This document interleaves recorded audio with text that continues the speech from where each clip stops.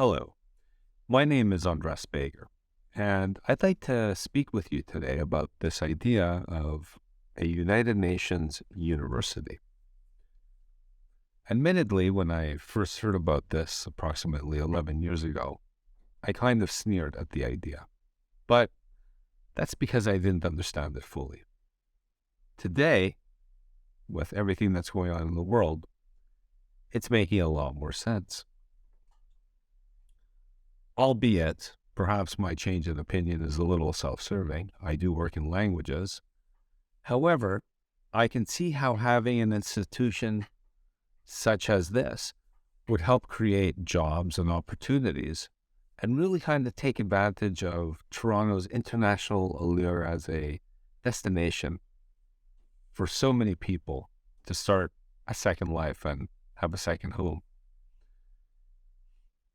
Incredibly, besides headquarters in New York City, North America doesn't seem to have another field office for the United Nations, including Mexico. Now, Montreal, it's true, has the ICAO, the International Civil Aviation Organization, but that's more of a specialized agency that focuses on specific things like airplane safety and airport integrity. But what I'm proposing here is the idea of a university that's focused almost entirely on the United Nations. But the question is, what exactly would it impart? And who would teach there? Well, I think in order to answer that question, you have to look at the current government. The Trudeau government, when they were elected in the fall of 2015, a strong part of their mandate was espousing the Sustainable Development Goals of the United Nations and the UN Charter. Clearly, they were interested in reaching out to the world.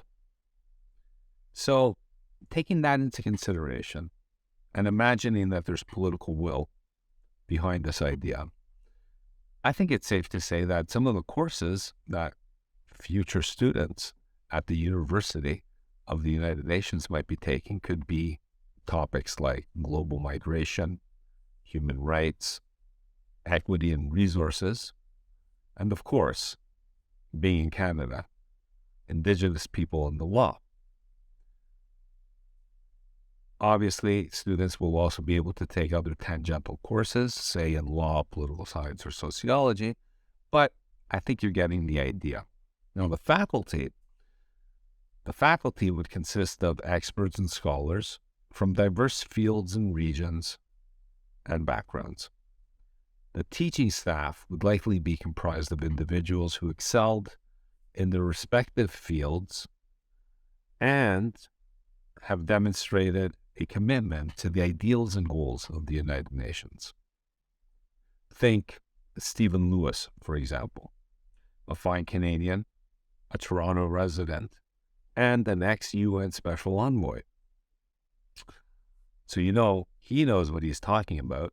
You could take a class with him on global health, for example.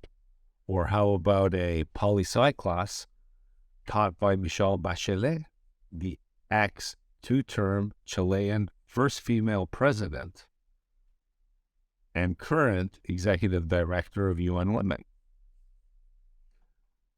The university might also invite high-level officials from their vast network of special ambassadors that they have to teach courses or deliver lectures.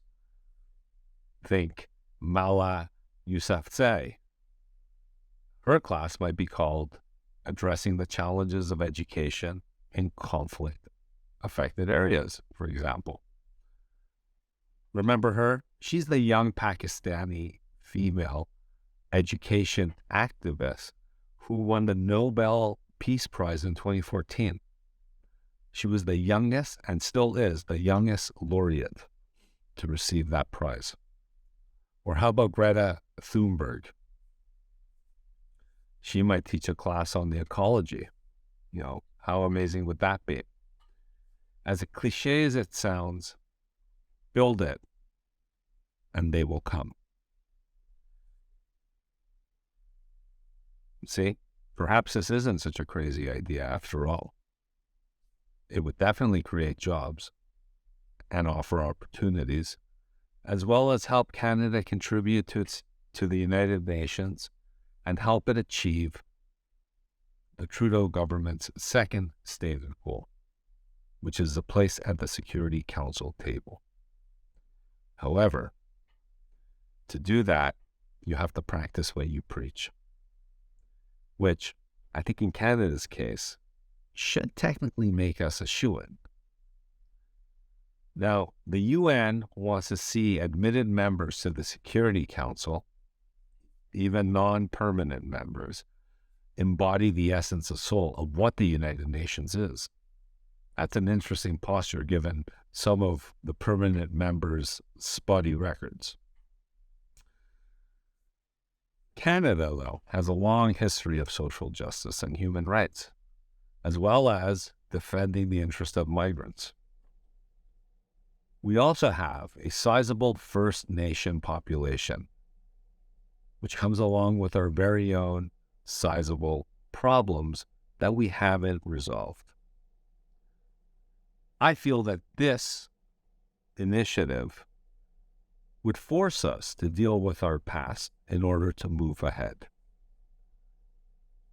Under the eye of the world, and maybe, if we do it well, we could actually be an example for other nations and other Indigenous people, regardless of where they might be. I think all these factors add up to make Toronto a very attractive place for an eventual future UN field office. So starting with a university is a really good first step. What would this future UN field office focus on? Well, I think with our history of peacekeeping and conflict resolution,